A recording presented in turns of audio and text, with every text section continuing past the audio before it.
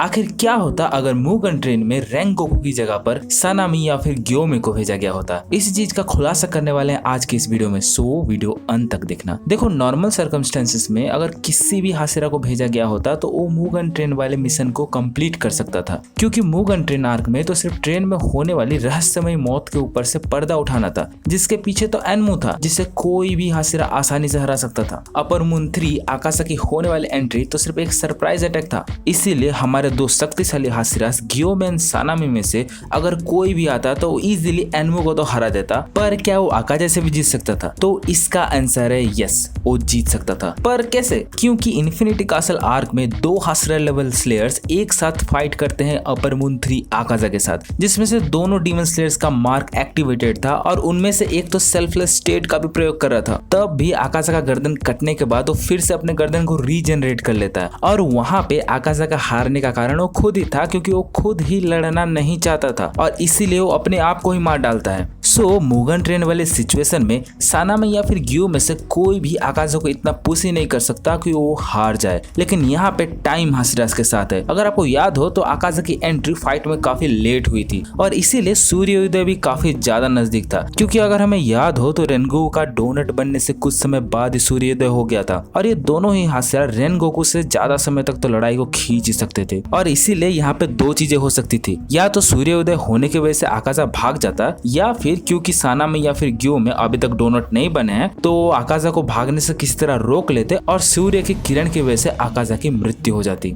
इन दोनों ही सिचुएशंस में दोनों ही हासिरा जिंदा बच जाते, पर अगर नाइट और थोड़ी सी भी लंबी हो जाती तो कोई भी हासिरा सिंगल हैंडेडली आकाशा को तो नहीं हरा सकता।